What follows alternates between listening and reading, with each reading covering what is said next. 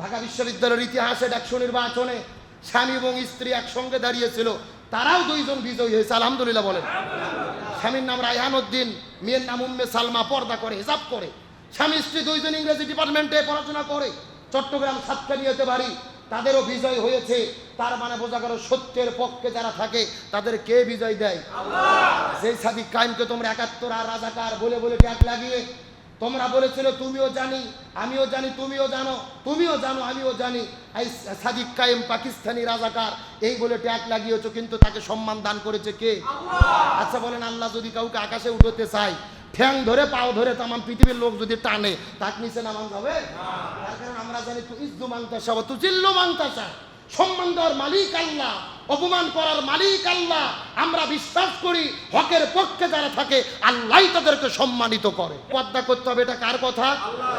কিন্তু ঢাকা 100 নির্বাচনে আমাদের এক বোন সাবিকুন নাহার তামান্না, তিনি নির্বাচনে দাঁড়িয়েছেন, তার পুরো মুখ ঢাকা, হিজাব।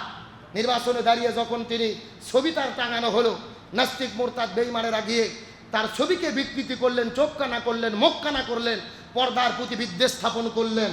আল্লাহর কি খেলা, গতকালকে সর্বোচ্চ ভোট পেয়ে তিনি বিজয়ী হয়েছে এবং তার বিজয়ের পরে সিনেট ভবনের ভেতরে হেজাবের মিছিল শুরু হয়েছে।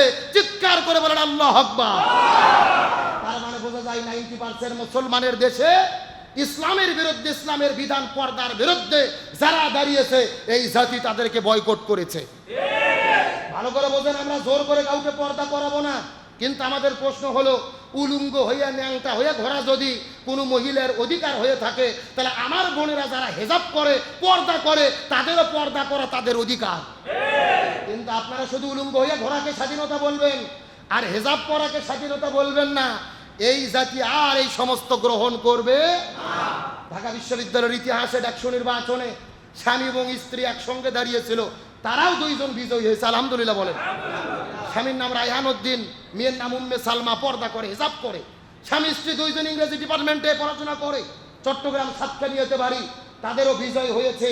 তার মানে বোঝা গেল সত্যের পক্ষে যারা থাকে তাদের কে বিজয় দেয়? আল্লাহ। সেই সাদিক কায়েমকে তোমরা 71 আর রাজাকার বলে বলে ট্যাগ লাগিয়ে তোমরা বলেছিল তুমিও জানি আমিও জানি, তুমিও জানো তুমিও জানো আমিও জানি, এই সাদিক কায়েম পাকিস্তানি রাজাকার এই বলে ট্যাগ লাগিয়েছো, কিন্তু তাকে সম্মান দান করেছে কে? আল্লাহ। আচ্ছা বলেন, আল্লাহ যদি কাউকে আকাশে উঠাতে চায়, ঠ্যাং ধরে পাও ধরে তাম পৃথিবীর লোক যদি টানে, তাক নিচে নামান যাবে? তার কারণ আমরা জানি তু ইজ্জু মাংতাসা বা তু জিল্লু মাংতাসা, সম্মান দেওয়ার মালিক আল্লাহ, অপমান করার মালিক আল্লাহ। আমরা বিশ্বাস করি হকের পক্ষে যারা থাকে আল্লাহই তাদেরকে সম্মানিত করে। তাদের সম্মানকে কেউ ঠেকাইতে পারে? আব্বাস সাহেব বলতেছেন মাথা খেলতিছে না, এত ভোট কোথায় থেকে আসলো? এরা এত ভোট কোথায় পায়? নিজুম মজুমদার নাস্তিক, তসলিমা নাসরিন পর্দার বিরুদ্ধে বলে আবার ভরকা করে পালিয়ে গিয়েছিল। ইতিহাস ভুলে গেছেন? নিজুম মজুমদার, তসলিমা নাস্তিকদের পাড়ায় ঘুম হারাম। কেমনে কি হলো? আমরা বলতে চাই এই যে ইসলামপন্থীরা বিজয়ী হয়েছে, প্রধানত কারণ হলো 3টা। প্রথম নম্বর কারণ, গত 16 বছরে আমরা দেখেছি ওই স্বৈরাচার হাসিনা শিবির ট্যাগ লাগিয়ে দিয়ে দাড়ি টুপিওয়ালাদেরকে ধরে, আপনার ইমাম মজ্জিমদেরকে ধরে মিথ্যা মামলা দিয়ে জেলে বন্দি করেছে। আমাদের প্রিয় ভাই আবরার ফাহাদকে সারা রাত ধরে পিটাইয়া পানি খেতে চেয়েছে, দেয় নাই, প্রসব করে দিয়েছে মুখের ভেতরে। বিশ্বজিৎকে শিবির সন্দেহ করে পিটাইয়া হত্যা করেছে। শহীদ আব্দুল মালিক ভাই ইসলামী শিক্ষার পক্ষে কথা বলেছিল, তাকে সরোয়ার উদ্যানে মাথার মধ্যে ইট দিয়ে পাথর দিয়ে পিটাইয়া হত্যা করেছে। সুতরাং যাদের উপরে এত জুলুম হয়েছে, আজকে ছাত্র জনতা মাজলুমদের পক্ষেই রায় দিয়েছে। 2 নম্বর কারণ, 24-এর যে স্পিরিট আমরা অর্জন করেছিলাম, আমরা দেখেছি শিবিরের ভাইদের যারা কালচারাল ফেস্ট করেছে সরোয়ার্দী উদ্যানে, ভালো ভালো অনুষ্ঠান করেছে, শহীদদের পরিবারের পাশে দাঁড়িয়েছে, আহত পরিবারের খোঁজ খবর নিয়েছে, জাতি চিন্তা করেছে, এদের দ্বারাই 24-এর স্পিরিট টিকে রাখা সম্ভব। আর 3 নম্বর কারণ, যারা দিল্লির বয়ান ধরেছে, 71-এর রাজাকার জিকির শুরু করেছিল, হাসিনা একবার রাজাকার বলে দেশ ছাড়তে বাধ্য হয়েছিল, আবারও সেই দিল্লি আর ভারতের ন্যারেটিভ গ্রহণ করে তাদেরকে পাকিস্তানের রাজাকার যারাই বলেছে, এই জাতি তাদের প্রত্যাখ্যান করেছে। তার মানে জাতি প্রমাণ করেছে ওই রাজাকার খেলা আর জাতি পছন্দ করে না। সবাই রাজনীতি করেন স্বাধীনভাবে, জনগণ যাদের চাবে তারা সম্মানিত হবে। আমাদের ভেতরে আর কোনো বিবেক আমরা দেখতে চাই?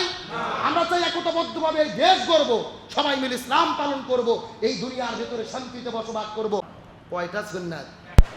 তবে শর্ত কি সুন্নাত? মৃত সুন্নাত। জোর বলেন কি সুন্নাত? হ্যাঁ, এখন আমরা হাদিসটা বোঝার চেষ্টা করব যে কোন সুন্নাত মরে গেছে। কষ্ট হচ্ছে নাকি আপনাদের? কি মিনিট 15 আর টাইম দেওয়া যাবে না? শেষ করব? চলবে, আলোচনা চলবে। কারা কারা চলবে না হাত তোলেন তো। হ্যাঁ, আপনাদের কত মনোযোগ এইবার বোঝা গেল। সত্য সত্য কারা কারা চলবে হাত উঠান, সবাই একটু হাত উঠান। জি, হাত উঠান তো দেখে। হ্যাঁ, লিল্লাহি তাকবীর। হাত নামান, বেশিক্ষণ আর অল্প কয়েক মিনিট। আমি যে মেসেজটি দিতে চাই এটা বলে শেষ করে দেবো। তাহলে আসেন, একটা সুন্নাত আঁকড়ে ধরলে কয়টা শহীদের সওয়াব? 100টা গলা কাটা শহীদ। তবে সত্য হলো কি সুন্নাত? আমার যে বন্ধুগণ মুসলমান ভাইরা গভীর মনোযোগ লক্ষ্য করুন। আমি আপনাদের প্রশ্ন করবো, উত্তর দেবেন। চিৎকার করে বলেন তো, মাথায় টুপি দেওয়া কি সুন্নাত? এখন বলেন তো দেখি, এই সুন্নাত কি মরে গেছে নাকি বেঁচে আছে? এই যে আপনারা আলোচনা শোনার জন্য এসেছেন, কারু মাথায় টুপি আছে, কারু মাথায় টুপি নাই, তার মানে বোঝা গেল এখনো এই সুন্নাত একেবারে মরে যায় নাই। এখন বলেন তো, মুখের মধ্যে দাড়ি রাখা কি? কেউ বা দাড়ি রেখেছেন, কেউ বা দাড়ি রাখেন নাই, তার মানে এই সুন্নাত এখনো মরে। মিষ্টি খাওয়া কি এই সুন্নাত আছে না নাই? আমরা কোন সুন্নাত পালন করি আর না করি, অন্তত এটার মধ্যে আমরা খুব পেটু। কতক্ষণ ঠিক কিনা? আচ্ছা, আমি বোঝানোর চেষ্টা করতেছি। তার মানে মাথার মধ্যে টুপি দেওয়া সুন্নাত আছে, মুখের মধ্যে দাঁড়িয়ে এখনো সুন্নাত মরে নাই। মিষ্টি খাওয়া সুন্নাতও ঠিকই আছে, একটা মাত্র সুন্নাত পৃথিবীতে মরে গেছে। আপনারা কি বলতে পারবেন কোন সুন্নাত মরে গেছে? গভীর মনোযোগ লক্ষ্য করে বোঝার চেষ্টা করেন। আমার নবীজি মক্কা থেকে মদিনায় হিজরত করলেন। ওই মদিনায় যাওয়ার পরে মদিনা নামক একটা রাষ্ট্র গঠন করেছিলেন, আর আমার নবী হয়েছিল রাষ্ট্রপতি। পুরো মদিনা নামক রাষ্ট্রটা 1 নয় 2 নয় 10 বছর কোরআন দিয়ে পরিচালনা করেছে। এই বর্তমানে তামাম পৃথিবীর 195টা স্বাধীন দেশের ভেতরে 57টা মুসলমান সংখ্যাগরিষ্ঠ দেশ। তবে দুর্ভাগ্যজনক ব্যাপার হলো, পৃথিবীতে একটা দেশও টিকে নাই যেই দেশের ভেতরে 100% কোরআনের আইন আছে। সৌদি আরবে ইসলাম আছে, সম্পূর্ণ নাই, রাজতন্ত্র হারাম। সেই রাজতন্ত্র দিয়ে রাষ্ট্র পরিচালনা করে। তার মানে তামাম পৃথিবীর 57টা মুসলমান দেশ, একটা দেশও বাকি নেই যেখানে 100% কোরআন চলে। তার মানে বোঝা গেল, একটা সুন্নাত আঁকড়ে ধরলে 100টা গলা কাটা শহীদের সওয়াব। এই সুন্নাত মাথায় টুপি দেওয়া নয়, এই সুন্নাত মুখে দাড়ি রাখা নয়, এই সুন্নাত হলো রসুলের মদিনার রাষ্ট্রের তরিকায় কোরআন দিয়ে রাষ্ট্র পরিচালনা করা। আর এই সুন্নাত ধরলেই 100টা গলা কাটা শহীদের সওয়াব। সেই সুন্নাত পালনের মধ্যে আমরা কি আছি? কথা বলেন, আছি? নাই। কোরআন ছেড়ে দিয়েছি, সুন্নাত ছেড়ে দিয়েছি। কিন্তু কোরআন যদি ছেড়ে দেই, সমাজে কি শান্তি আসবে? আল্লাহর কোরআন কত চমৎকার করে বলেন, ওয়ামান আরাদা আন যিকরি ফাইন্না লাহু মাঈশাতান দানকা ওয়া নাহশুরুহু ইয়াওমাল কিয়ামাতি আমা।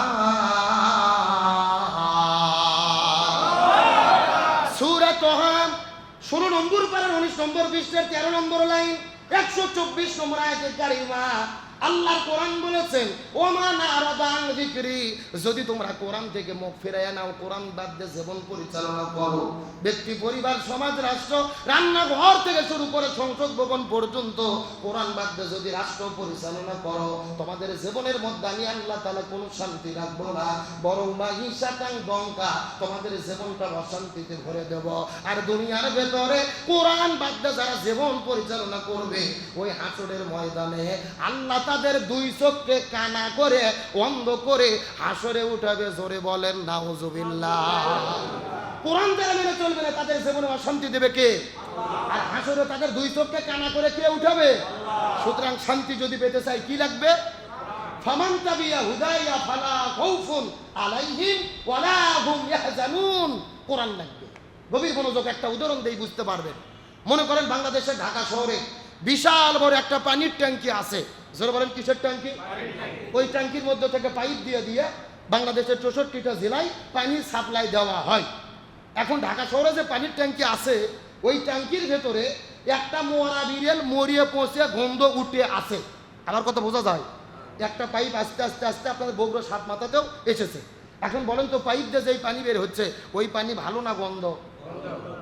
আমার কথা কি বুঝতেছেন? এখন গন্ধওয়ালা পানি বের হওয়ার পরে বগুড়া জেলাতে যত হুজুর আছে, ইমাম, মসজিদ, খতিব, মুফতি, মুহাদ্দিস, ফকিহ সব আলেমদেরকে ডেকে বলা হয়েছে, এই হুজুরের গোষ্ঠীরা, এই যে গন্ডলা পানি বের হচ্ছে তোমরা ফু দিয়ে দিয়ে পরিষ্কার করো। হবে? আচ্ছা বগুড়া যায় হুজুর তো দূরের কথা, কাবা শরীফের ইমামও যদি এসে পানি ফু দেয়, আপনাদের কি মনে হয় পানি পরিষ্কার হবে? আচ্ছা বলেন তো, পানি পরিষ্কার করতে গেলে কি পরিষ্কার করা লাগবে? ওই ঢাকা শহরের ট্যাঙ্কি পরিষ্কার করা লাগবে, এটা কি বুঝেছেন? এবার আসলো আর শোনেন, আসলো আস এই বাংলাদেশেও শান্তি প্রতিষ্ঠার একটা ট্যাঙ্কি আছে, যার নাম হলো সংসদ ভবন।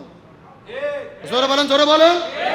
আর ওই সংসদ ভবনের ভেতর থেকে বাবার আইন, দাদার আইন, চাচার আইন, খালুর আইন, ফুপার আইন, কাল মার্সের আইন, লেনিনের আইন, পুতিনের আইন, ভারতের আইন, ব্রিটিশের আইন, আমেরিকার আইন, সব তন্ত্র মন্ত্রকে বিদায় করে যতদিন পর্যন্ত কোরআন সংসদে ঢুকাইয়া কোরআন দিয়ে বাংলাদেশ চালাতে না পারবো, ততদিন পর্যন্ত এই জমিনের ভেতরে শান্তি আসতে পারে না, পারে না, পারে না। সুতরাং তামাম পৃথিবীর তন্ত্র মন্ত্রকে বিদায় করে কোরআন দিয়ে বাংলাদেশ পরিচালিত হোক, এটাকে আপনারা চান? কারা কারা চান? দুটি হাত আল্লাহকে তুলে দেখান। লিল্লাহি তাকবীর। আল্লাহ তাআলা কবুল করুক, বলেন আমিন। একমাত্র কোরআন শান্তি দিতে পারে, কোরআন ছাড়া শান্তি আসতে পারে না। আচ্ছা বলেন তো, হিসাব করতে হবে, পর্দা করতে হবে, এটা কার কথা? কিন্তু ঢাকা ডাকসু নির্বাচনে আমাদের এক বোন সাবিকুন নাহার তামান্না, তিনি নির্বাচনে দাঁড়িয়েছেন, তার পুরো মুখ ঢাকা, হিজাব। নির্বাচনে দাঁড়িয়ে যখন তিনি ছবি তার টাঙানো হলো, নাস্তিক মোরতাদ বেঈমানেরা গিয়ে তার ছবিকে বিকৃতি করলেন, চোখ কানা করলেন, মুখ কানা করলেন, পর্দার প্রতি বিদ্বেষ স্থাপন করলেন। আল্লাহর কি খেলা, গতকালকে সর্বোচ্চ ভোট পেয়ে তিনি বিজয়ী হয়েছে এবং তার বিজয়ের পরে সিনেট ভবনের ভেতরে হেজাবের মিছিল শুরু হয়েছে। চিৎকার করে বলেন আল্লাহু আকবার। তার মানে বোঝা যায় 90% মুসলমানের দেশে ইসলামের বিরুদ্ধে, ইসলামের বিধান পর্দার বিরুদ্ধে যারা দাঁড়িয়েছে, এই জাতি তাদেরকে বয়কট করেছে। ভালো করে বোঝেন, আমরা জোর করে কাউকে পর্দা করাবো না, কিন্তু আমাদের প্রশ্ন হলো, উলুঙ্গ হইয়া ন্যাংটা হইয়া ঘোরা যদি কোনো মহিলার অধিকার হয়ে থাকে, তাহলে আমার বোনেরা যারা হেজাব করে, পর্দা করে, তাদেরও পর্দা করা তাদের অধিকার। কিন্তু আপনারা শুধু উলুঙ্গ হইয়া ঘোরাকে স্বাধীনতা বলবেন আর হেজাব পরাকে স্বাধীনতা বলবেন না, এই জাতি আর এই সমস্ত গ্রহণ করবে না। ঢাকা বিশ্ববিদ্যালয়ের ইতিহাসে ডাকসু নির্বাচনে স্বামী এবং স্ত্রী একসঙ্গে দাঁড়িয়েছিল, তারাও দুইজন বিজয়ী হয়েছে, আলহামদুলিল্লাহ বলেন। স্বামীর নাম রায়হান উদ্দিন, মেয়ের নাম উম্মে সালমা, পর্দা করে, হিজাব করে। স্বামী স্ত্রী দুইজন ইংরেজি ডিপার্টমেন্টে পড়াশোনা করে, চট্টগ্রাম সাতকানিয়াতে বাড়ি, তাদেরও বিজয় হয়েছে। তার মানে বোঝা গেল, সত্যের পক্ষে যারা থাকে তাদের কে বিজয় দেয়? আল্লাহ। সেই সাদিক কায়েমকে তোমরা ৭১ আর রাজাকার বলে বলে ট্যাগ লাগিয়ে তোমরা বলেছিল, তুমিও জানি, আমিও জানি, তুমিও জানো, তুমিও জানো, আমিও জানি, এই সাদিক কায়েম পাকিস্তানি রাজাকার, এই বলে ট্যাগ লাগিয়েছো, কিন্তু তাকে সম্মান দান করেছে কে? আল্লাহ। আচ্ছা বলেন, আল্লাহ যদি কাউকে আকাশে উঠতে চায়, ঠ্যাং ধরে পাও ধরে তামাম পৃথিবীর লোক যদি টানে, তার নিচে নামান যাবে? তার কারণ আমরা জানি, তু ইজ্জু মানতাসা ওয়া তুজিল্লু মানতাসা, সম্মান দেওয়ার মালিক আল্লাহ, অপমান করার মালিক আল্লাহ। আমরা বিশ্বাস করি, হকের পক্ষে যারা থাকে আল্লাহই তাদেরকে সম্মানিত করে, তাদের সম্মানকে কেউ ঠেকাইতে পারে না। আব্বাস সাহেব বলতেছেন, মাথা খেলতিছে না, এত ভোট কোথায় থেকে আসলো? এরা তো ভোট কোথায় পায়? নিজুম মজুমদার, নাস্তিক তসলিমা নাসরিন পর্দার বিরুদ্ধে বলে আবার ভরকা পরে পালিয়ে গিয়েছিল, ইতিহাস ভুলে গেছেন? নিজুম মজুমদার, তসলিমা নাস্তিকদের পাড়ায় ঘুম হারাম। কেমনে কি হলো? আমরা বলতে চাই, এই যে ইসলামপন্থীরা বিজয়ী হয়েছে, প্রধানত কারণ হলো তিনটা। প্রথম নম্বর কারণ, গত 16 বছরে আমরা দেখেছি ওই স্বৈরাচার হাসিনা শিবির ট্যাগ লাগিয়ে দিয়ে দাড়ি টুপিওয়ালাদেরকে ধরে, আপনার ইমাম মজ্জিমদেরকে ধরে মিথ্যা মামলা দিয়ে জেলে বন্দি করেছে। আমাদের প্রিয় ভাই আবরার ফাহাদকে সারা রাত ধরে পিটাইয়া পিটাইয়া, পানি খেতে চেয়েছে দেয় নাই, প্রসব করে দিয়েছে মুখের ভেতরে, বিশ্বজিৎকে শিবির সন্দেহ করে পিটাইয়া হত্যা করেছে। শহীদ আব্দুল মালিক ভাই ইসলামী শিক্ষার পক্ষে কথা বলেছিল, তাকে সরোয়ার্দী উদ্যানে মাথার মধ্যে ইট দিয়ে পাথর দিয়ে পিটাইয়া হত্যা করেছে। সুতরাং যাদের ওপরে এত জুলুম হয়েছে, আজকে ছাত্র জনতা মাজলুমদের পক্ষেই রায় দিয়েছে। 2 নম্বর কারণ, 24-এর যে স্পিরিট আমরা অর্জন করেছিলাম, আমরা দেখেছি শিবিরের ভাইদের যারা কালচারাল ফেস্ট করেছে সরোয়ার্দী উদ্যানে, ভালো ভালো অনুষ্ঠান করেছে, শহীদদের পরিবারের পাশে দাঁড়িয়েছে, আহত পরিবারের খোঁজ খবর নিয়েছে, জাতি চিন্তা করেছে, এদের দ্বারাই 24-এর স্পিরিট টিকে রাখা সম্ভব।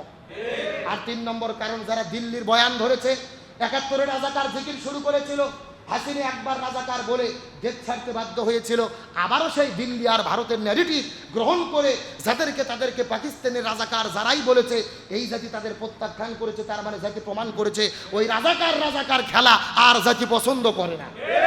সবাই রাজনীতি করেন স্বাধীনভাবে, জনগণ যাদের চাবে তারা সম্মানিত হবে। আমাদের ভেতরে আর কোনো বিবেক আমরা দেখতে চাই? আমরা চাই একতাবদ্ধভাবে এই দেশ গড়ব, সবাই মিলে ইসলাম পালন করব, এই দুনিয়ার ভেতরে শান্তিতে বসবাস করব।